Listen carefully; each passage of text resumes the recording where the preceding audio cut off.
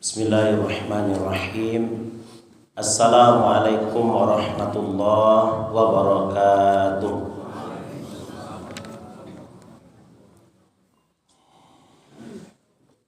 Alhamdulillahi rabbil alamin. Wabihi nasta'in ala umuri dunya waddin.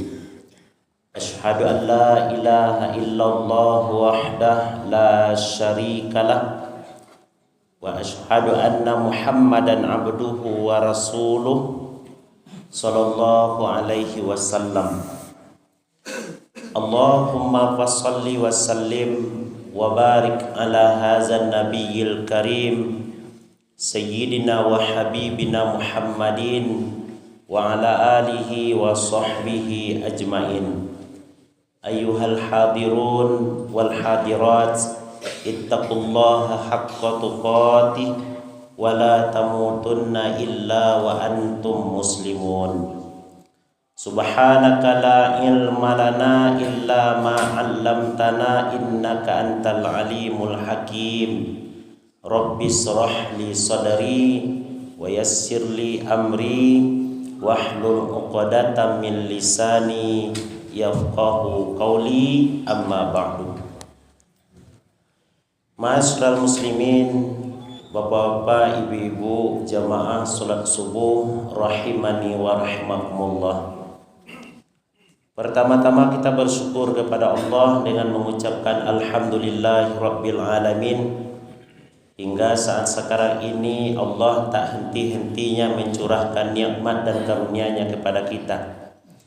Di antara nikmat terbesar yang diberikan oleh Allah kepada kita, Bapak Ibu, adalah Allah masih berikan kepada kita kehidupan dalam keimanan kepada Allah Subhanahu wa taala. Kalau keimanan ini kita rawat, kita jaga baik-baik, insya Allah akan membuahkan hasil yang gemilang, yaitunya kebahagiaan hidup di dunia dan kebahagiaan hidup di akhirat. Tapi kalau malah sebaliknya, iman yang telah diberikan oleh Allah tidak dijaga dengan baik, tidak sedikit pula orang yang dalam kehidupannya tergelincir ke jalan yang dibawa oleh syaitan atau bujuk rayu, sehingga meninggalkan kehidupan dunia dalam keadaan durhaka kepada Allah Subhanahu wa taala. Wal iyazubillah, berlindung kita kepada Allah. Mudah-mudahan kehidupan yang masih diberikan oleh Allah senantiasa menambah kebaikan-kebaikan untuk kita. Amin ya Allah ya rabbal alamin. Salawat dan salam kita mohonkan kepada Allah, semoga disampaikan semisal pahalanya buat seorang reformis Islam, figur sentral umat, suri tauladan bagi kita semuanya. Beliau adalah Nabi besar Muhammad sallallahu alaihi wasallam. Dengan mengucapkan Allahumma salli ala sayyidina Muhammad wa ala ali sayyidina Muhammad. Mudah-mudahan dengan banyaknya kita bersolawat kepada Rasulullah merupakan bagian daripada kita mengambil tempat bersama dengan Nabi sallallahu alaihi wasallam di dalam surganya Allah kelak di akhirat. Bapak Ibu jamaah yang dimuliakan oleh Allah, kita lanjutkan kajian kita. Pada bulan yang lampau kita sudah menjelaskan tentang Islam atau keadaan masyarakat jahiliyah sebelum Nabi Muhammad sallallahu alaihi wasallam diutus oleh Allah Subhanahu wa taala. Sebelum Nabi Muhammad dilahirkan oleh ibunda beliau yang bernama Aminah binti Wahab.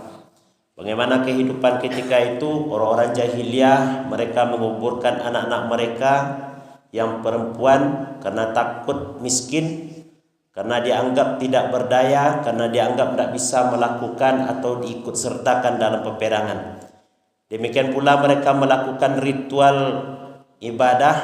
Mereka bukan beribadah kepada Allah, melainkan mereka melakukan adalah untuk berhala, untuk Manat, Lata, Uzza dan juga Hubal. Pada kesempatan kali ini kita akan menjelaskan tentang kelahiran Nabi Muhammad sallallahu alaihi wasallam.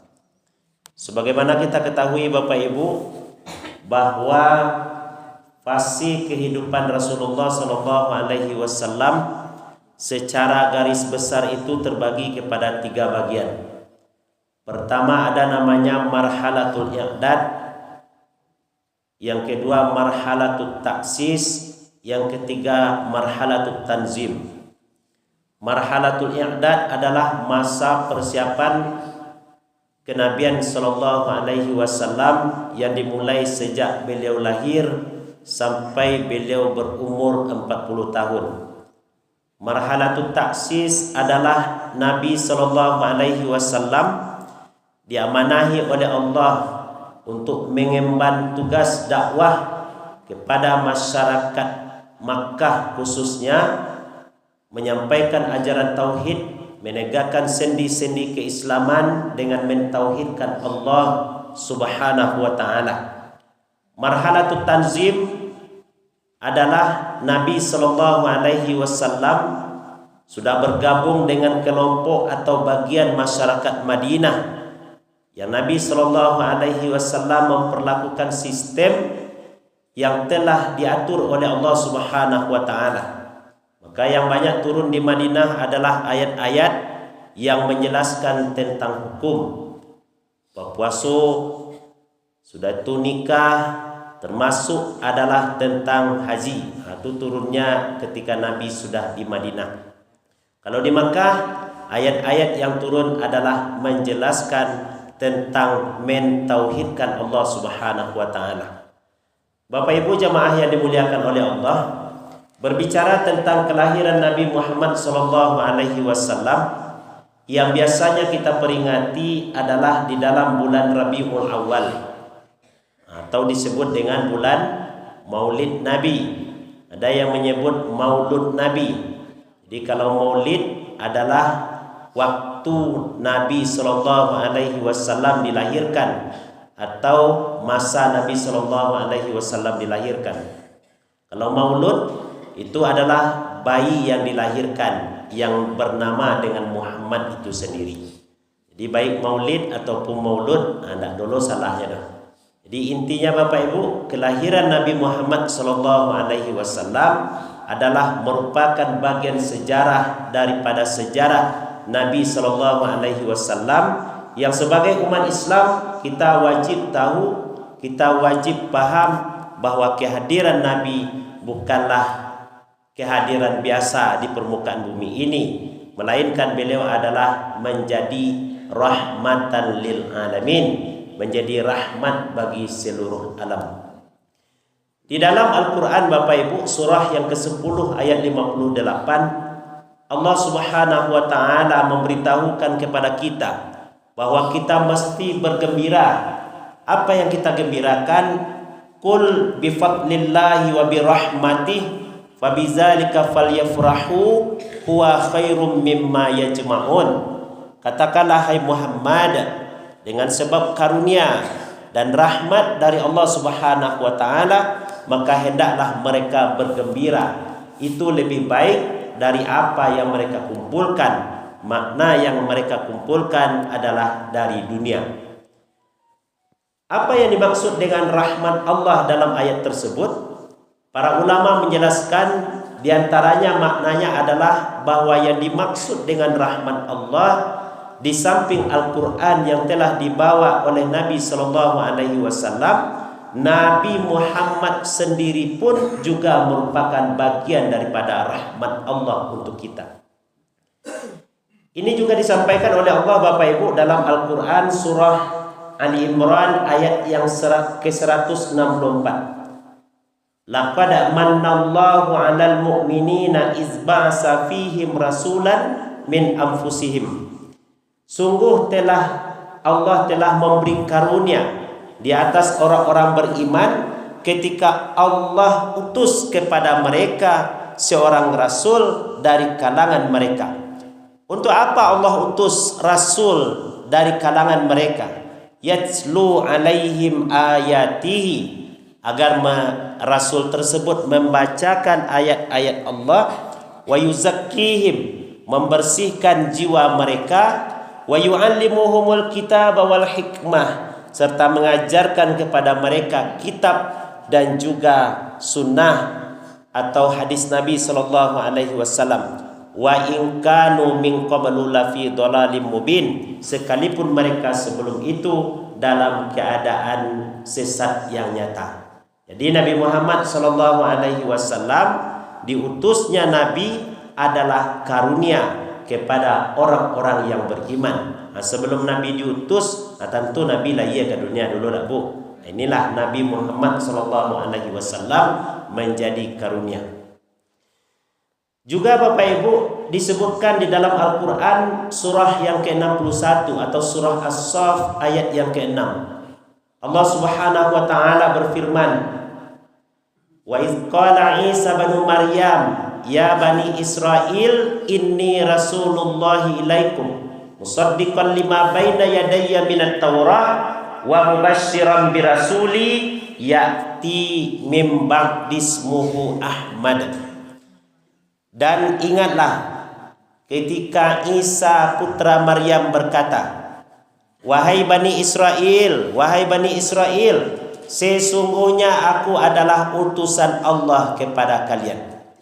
Tugasku adalah musaddiqan lima baina yadayya minat Taurah, membenarkan ajaran isi kitab Taurat yang telah dibawa oleh Nabi Musa. Wa mubasysyiran birasuli ya'ti min ba'dismuhu Ahmad, dan tugasku yang kedua adalah memberi kabar berita gembira kepada kalian bahwa nanti akan datang seorang rasul, namanya adalah Ahmad. Ya bu, siapa namanya bu? Ahmad. Itu nama muda waktu ustaz. Iyo, ya nama muda ibu. Ya bu. Dah, Ahmad. Ahmad yang dimaksud dalam ayat tersebut adalah Nabi Muhammad sallallahu alaihi wasallam. Makanya Nabi dalam hadis lain menyebutkan tentang namanya Bapak Ibu, li khamsatu asma, saya punya 5 nama. Ana Muhammad, ana Ahmad, ana Al-Mahi, ana Al-Hashir, ana Al-Aqib. Ana Muhammad, itulah masyhur. Bahkan dalam Al-Quran juga disebutkan oleh Allah lebih kurang 4 kali disebutkan nama Muhammad dalam 4 ayat dalam 4 surat yang berbeda. Di antaranya adalah kata Allah Subhanahu wa taala dalam Al-Qur'an surah Al-Ahzab, maka Muhammadun aba ahadim mir rijalikum walakin Rasulullah wa khataman nabiyyin. Sungguh tiada Muhammad itu bapak salah seorang kamu, maka Muhammadun aba ahadim mir rijalakum, dia bukan bapak salah seorang kamu. Walakin Rasulullah wa khataman nabiyyin, tapi dia adalah utusan Allah dan penutup sekalian nabi. Hebatnya disebutkan dalam ayat ini, Allah sebutkan Muhammad namanya, Nabi Muhammad, di akhirnya walakin Rasulullah, tapi dia adalah utusan Allah.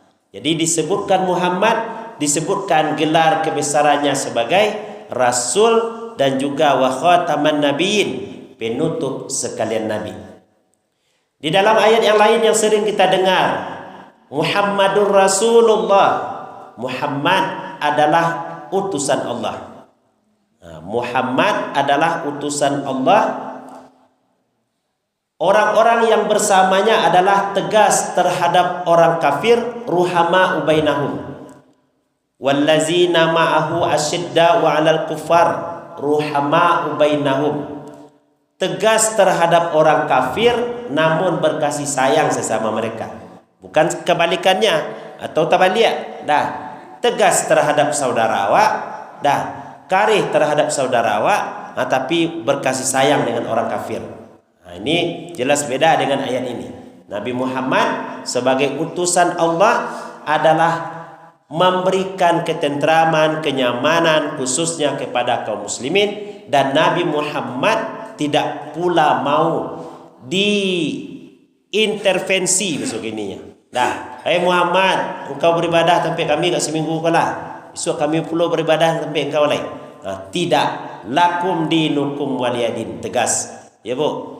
Nah, Bapak Ibu jemaah yang dimuliakan oleh Allah, inilah Nabi Muhammad sallallahu alaihi wasallam yang namanya dalam Al-Quran juga disebutkan dengan nama Ahmad, juga disebutkan dengan nama Muhammad. Wa ma Muhammadun illa rasulun. Muhammad itu bukanlah wa ma Muhammadun illa rasulun. Muhammad itu tidak lain dan tidak bukan adalah seorang rasul. Qad khalat min qablihi rusul. Yang sungguh sebelum-sebelumnya telah berlalu banyak rasul. Jadi kalau baca lihat dalam riwayat hadis, termasuk dalam Qasasul Anbiya, Ibnu Katsir menjelaskan jumlah nabi dan rasul itu banyak, akan 124.000. Dengan jumlah rasul 313 orang. Namun yang di dalam Al-Quran disebutkan 25. Inilah yang kita baca, yang kita hafal, mulai dari nama Nabi Adam sampai kepada Nabi Muhammad sallallahu alaihi wasallam. Bapak Ibu jamaah yang dimuliakan oleh Allah, di samping Nabi Isa sudah memberitahukan bahwa akan datang nanti seorang rasul namanya Ahmad. Jadi yang dimaksud dengan Ahmad itu siapa? Nabi Muhammad.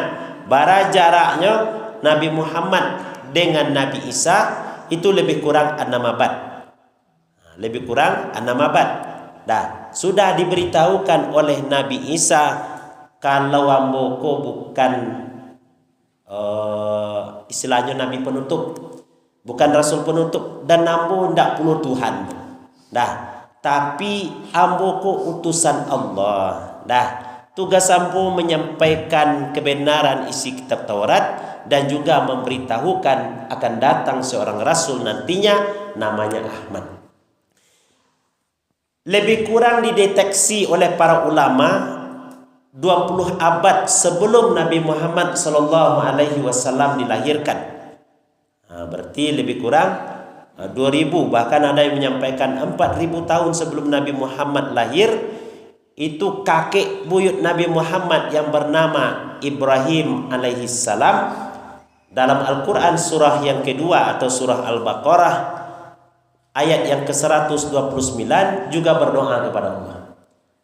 Rabbana wab'ats fihim rasulan minhum yatlu alaihim ayatika wa yu'allimuhumul kitaba wal hikmah wa yuzakkihim.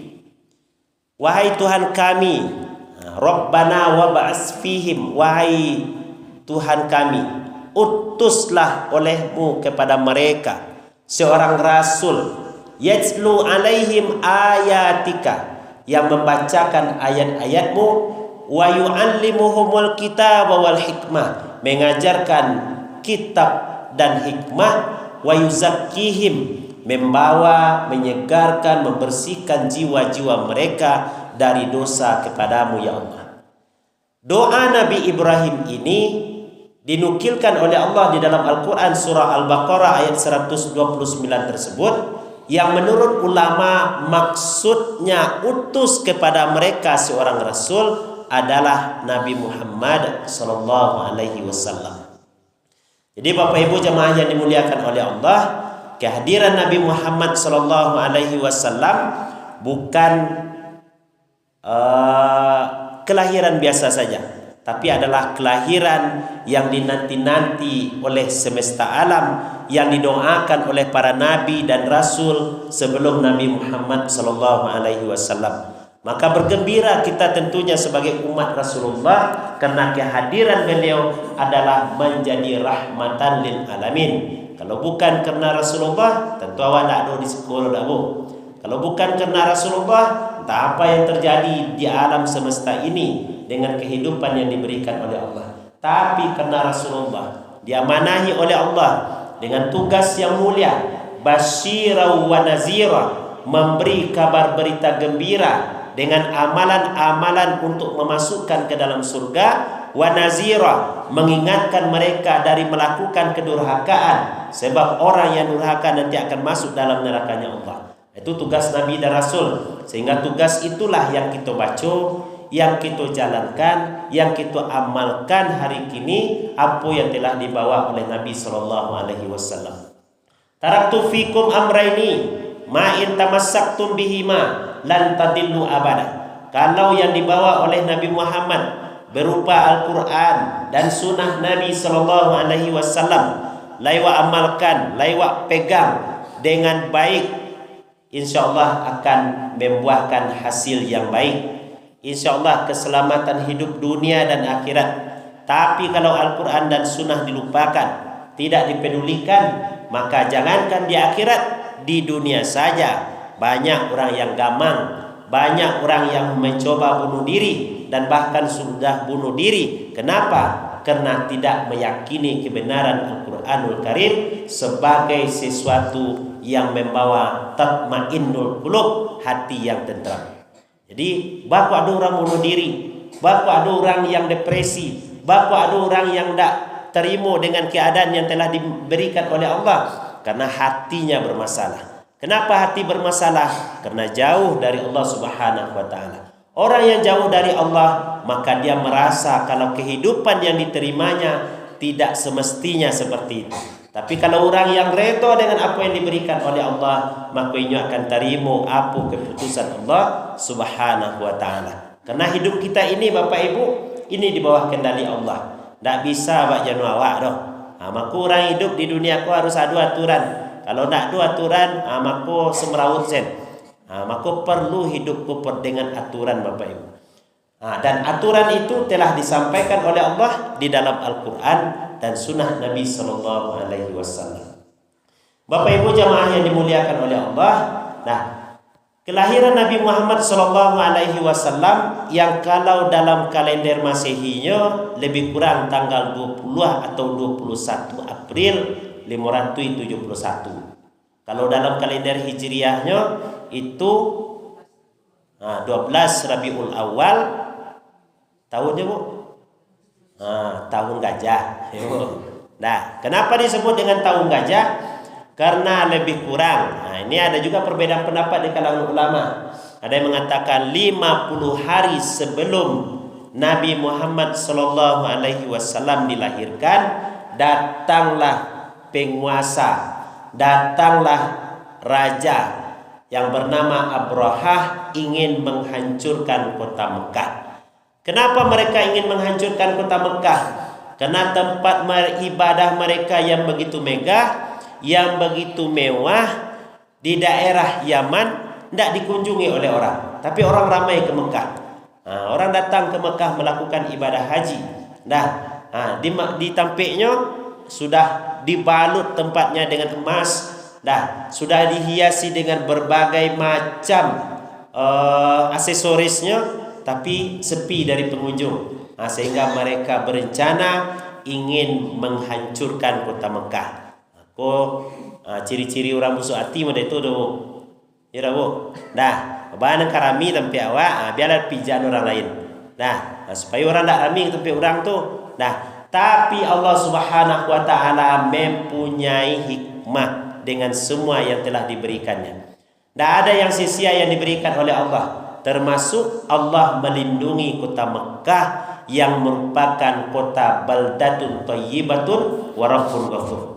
Wattini wazzaitun wa turi sinin wa hadzal baladil amin. Demi buah tin, demi buah zaitun, demi bukit Tursina, dan demi kota Mekah yang aman. Allah bersumpah, dalam riwayat dikatakan dengan 4 kota ini. Wattin, buah tin, banyak di daerah Yaman, atau di daerah Irak. Az-zaitun banyak di daerah Syam.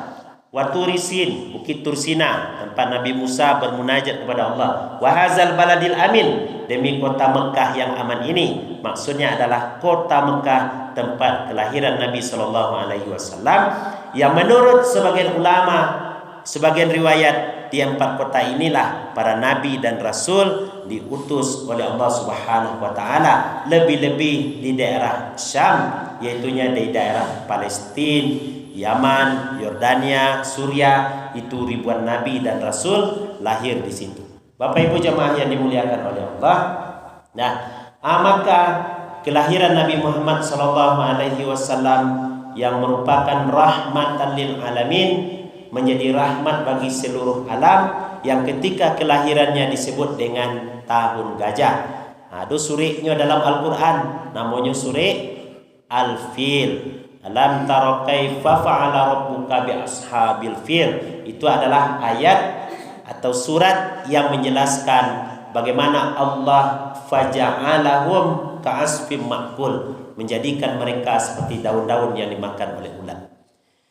Kemudian baru 50 tahun setelah itu 50 hari setelah Nabi kota Mekah diserang oleh Abraha.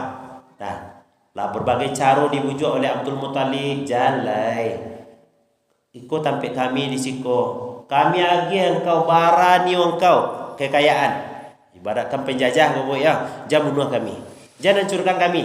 Kami agi engkau piti. Upeti itu lainnya. Nah, dikasih 100 ekor onta. Nah, ya Bu. Nah, tetapi mereka tetap melakukan ingin menghancurkan kota Mekah. Nah, Allah berkehendak lain, dengan burung ababil dihancurkan mereka. Kemudian ketika Nabi Muhammad SAW dilahirkan.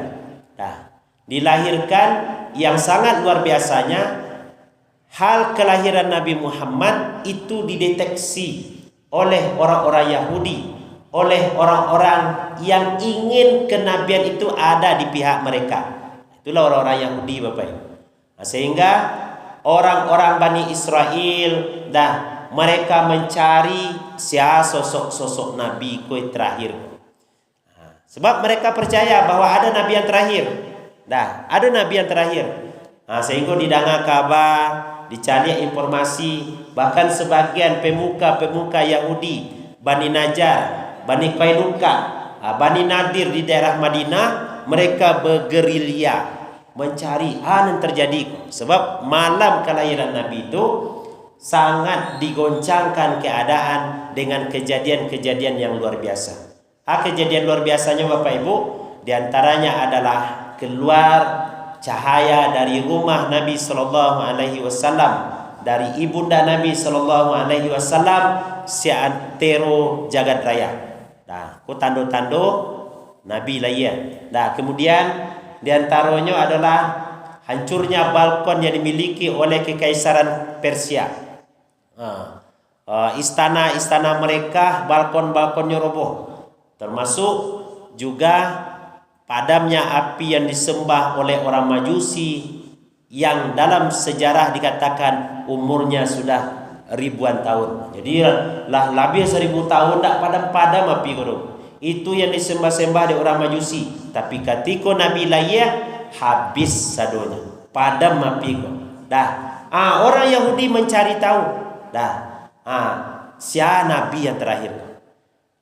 Buktinya Bapak Ibu, Nabi dicari tahu tentang kelahiran Nabi. Iko bisa baca biswaktu dalam sejarah Nabi diajak oleh paman beliau Abu Talib pergi berniaga ke daerah Syam. Alun sampai ke daerah Syam Nabi dan paman beliau bertemu dengan seorang pendeta. Nama pendeta itu adalah Bukhairah. Agak pendeta Bukhairah. Itu siapa tu? Itu kenakan ambo.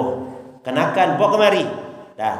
Dicari di pendeta Bukhairah, ada tanda-tanda kenabian dalam diri anakku. Lalu pendeta Bukhairah menyampaikan kepada paman Nabi Abu Talib, wahai Abu Talib, ajak keponakan kau pulang, jangan lanjutkan berniaga. Sebab kenapa demikian? Karena kalau orang Yahudi tahu, mereka akan membunuh keponakan. Tahu? Mereka akan membunuh keponakan. Itu tandanya Bapak Ibu, Nabi Muhammad dicari di orang Yahudi. Sebab orang Yahudi ndak nionyo kalau Nabi itu di luar dari kalangan mereka. Tapi kalau dari kalangan mereka pun Nabi wayang tulunal anbiya, mereka bunuh nabi-nabi itu. Itu penyakitnya orang Yahudi itu. Maka oleh karena itu Bapak Ibu jemaah yang dimuliakan oleh Allah, Kelahiran Nabi Shallallahu Alaihi Wasallam adalah bagian daripada sejarah dalam kehidupan manusia, khususnya kita sebagai orang Islam harus mengetahui hal ini. Ketika Nabi Muhammad Shallallahu Alaihi Wasallam lalai, itu disambut hangat oleh kakek beliau. Namanya adalah Abdul Muthalib. Disambut hangat oleh paman-paman beliau. Di antaranya adalah Abu Lahab. Walaupun beliau tidak mempunyai ayah, yang dalam sejarah disebutkan ayah Nabi itu meninggal lebih kurang usia beliau dalam kandungan ibunda beliau. Ada yang mengecek 2 bulan, ada yang mengecek 6 bulan, ada yang mengecek 5 bulan. Artinya Nabi ketika lahir tidak pernah nampak sosok ayah, tidak pernah nampak bantu ayah beliau. Kalau kini ko bapak ibu barangkali foto ketika baralik nampak dah bu, baralik. Suat anaknya orang yang baralik ko meninggal umpamanya, anaknya nampak ku ayah dulu, ku ayah gagah. Disebut itu. Tapi Nabi Muhammad Sallallahu Alaihi Wasallam juga dijelaskan oleh kakek beliau Abdul Muthalib, kalau bapaknya adalah orang yang patuh, orang yang baik, disebutkan. Maka oleh karena itu bapak ibu, Nabi ketika Nabi lahir tak suruh pak. Maka Nabi mengecekan ana wa kafilul yatim fil jannah. Saya bersama dengan orang yang menanggung, menjamin anak yatim amodiku dalam surga. Tandanya bu, Nabi merasukan ba'a jadi anak yatim. Nabi merasukan ba'a ndak dua ayah dalam kehidupan kau. Ini kalau ada anak yatim piatu yang dilakukan, yang terjadi pada mereka itu sudah ada dijalani oleh Nabi Sallallahu Alaihi Wasallam. Kemudian dibawalah basujo paman-paman beliau termasuk kakek beliau tadi, diajak mengelilingi Ka'bah. Saking gembiranya bu, Abu Lahab pun digendongnya kenakannya bu. Diajaknya mengelingkari Ka'bah tu. Saking gembiranya bu, dikenakan lagi sanang nantinya bu. Tu makanya dalam sebuah riwayat dikatakan Ibnu Abbas dan juga bin Abdul Muthalib bermimpi, dalam mimpinya melihat yang terjadi pada engkau wahai Abu Lahab. Kecil saudara kau. Ambo disiksa oleh Allah. Ambo disiksa dengan siksaan yang luar biasa pedih. Tapi ketika hari Senin azab ambo dikurangkan oleh Allah karena ambo pernah bergembira dengan kelahiran Nabi Muhammad Sallallahu Alaihi Wasallam.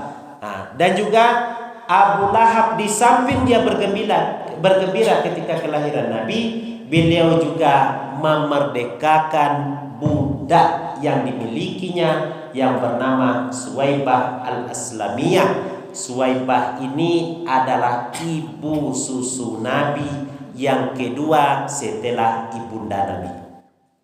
Yang ketiga siapa Ustaz? Itu Halimatus Sa'diyah sudah. Jadi Suwaibah al-Aslamiyah ini dimerdekakan dan dia adalah budak dari Abu Lahab. Kemudian Bapak Ibu jamaah yang dimuliakan oleh Allah, Nabi lahir hari Senin. Ketika Nabi ditanya, bapa puasa engkau hari Senin wahai Rasulullah? Jawaban Nabi, zaka yaumun wulidtu fih. Hari Senin adalah hari aku dilahirkan. Ya Bu. Yang terjadi pada Nabi, yang terjadi pada Rasul itu menjadi ketetapan hukum bagi umat yang sesudahnya. Tapi yang terjadi pada bapak ibu lahir hari Selasa. Bapa puasa ibu hari Selasa bu. Ambo lahir hari Selasa Ustaz. Anak dokter bu. Jadi bapak ibu jemaah yang dimuliakan oleh Allah, sebagai bentuk syukurnya Nabi dengan kelahiran beliau ke dunia, yang dilakukan oleh Nabi ibu berpuasa. Ibu ketika bentuk syukuran ibu datang hari ulang tahun ibu, ibu lakukan mengundang kawan-kawan ya bu. Sudah tu datang ke tempat panti asuhan, wagi orang bantuan, wagi anak undang anak-anak yatim sebagai bentuk syukur awak masih diberikan kehidupan oleh Allah. Tak masalah tu. Ya bu, aku tandanya mensyukuri nikmat Allah, tapi bukan melakukan hal-hal apalagi yang berbaur mencontoh kebiasaan orang-orang Yahudi dan Nasrani. Walan tarda ankal yahudu walan nasara hatta tattabi'a millatahum. Orang Yahudi, orang Nasrani tidak akan pernah redha kepada awak. Sebentar awak akan berganti tahun dah, Bu. Tahunnya sudah boleh, Bu? 2025. Kini lah tanggal 26, lebih kurang 5 hari lagi. Bukit Tinggi ramai dah, Bu. Manga orang Bukit Tinggi pai tahun baru cenya. Pai tahun baru cenya. Bahkan pas malam tahun baru tu orang gaik saja dah, Bu. Mulai dari nan ketik, nan baru mencogok apai ke jam gadang tu. Manga tu pai mencari yang melatih-latih itu ustaz aja kan. Pai mencari marcon, Bu. Pai mencari akan mengapi melakukan. Dan bahkan tak sedikit dosa yang dilakukan oleh umat manusia tak terkecuali umat Islam. Ya, Bu. Minta izin kurang gaiknya. Boleh pai ke pasar mah. Manga ke pasar? Pai tahun baru mah. Ndak boleh dah. Eko lain-lain saya kerajo beko tu. Orang rami ke sinan. Indah baar mah. Pai lah yo si Santi nya mah. Mohon maaf ya, Bu, pada nama Ibu Santi sih kok. Yo si siapa, Bu? Si Susi ya, Bu ya. Pokoknya saya nama yang produksi sadonya. Oh, itu. Minta izin ke ayah dulu. Alah minta izin ke ayah. Ya, boleh pai tahun baru ya. Ndak boleh dah. Iya ayah kowe yang kecil no ayah nak pilih kan. Sekali setahun pai ke pasarnya ndak lo boleh dah. Dia ayah ku pai ibu orangnya. Yo siapa ai? Alah yo produksi sadono ya. Jadi ndak ada. Tapi elok yo, jaga diri yo, capek pulang yo. Sudah tu ada terjadi lah Bapak Ibu. Jalan ko banyak bersimpang menjalan ke jam gadang tu. Ayo dah, Bu. Rupanya di simpang ko, anan si Susi ko lah dulu menunggu, anan si Santi ko lah dulu menunggu. Sehingga anan terjadi Bapak Ibu, anak ketik bahkan yang di bawah umur pun pernah kami dapei dulu bapole-pole bahasa kininya, Bu. Ya, Bu. Dan itu tidak peduli ditampil dan kalam di atas kuburan. Bahkan di panorama tu dulu, Bu.